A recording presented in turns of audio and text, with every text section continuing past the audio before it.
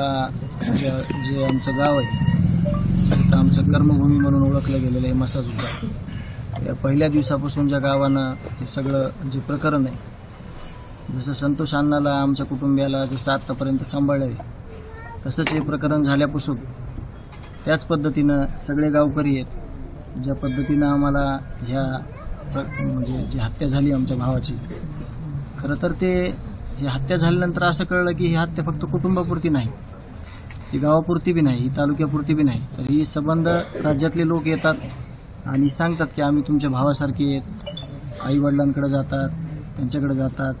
तर मला ह्याच्यातून हे म्हणायचं आहे की सगळे ज्या हिमतीनं आम्हाला सांत्वन करतात, आमच्या पाठीवर हात टाकतात, मग सर्व स्तरातील लोक आहेत ह्याच्यामध्ये.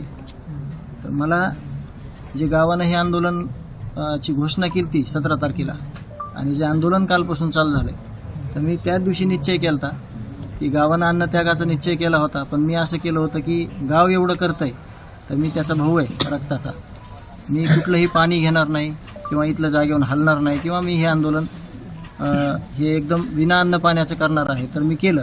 तर मला ह्याच्यातून एक सांगायचं आहे की यानंतर पण जे गावकरी भूमिका घेतील, विचार विनिमय करूनच गावकरी हे निर्णय कुठला पण घेतात, त्याच्यात माझी पूर्ण सहमती असणार आहे.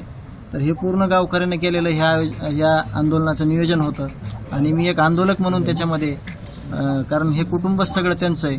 खरं तर सरपंच हे असं सगळे म्हणतात की गावचे सरपंच होते संतोष अण्णा, पण खऱ्या अर्थानं त्यांना ओटीत घेणारं सांभाळणारं हे गाव होतं.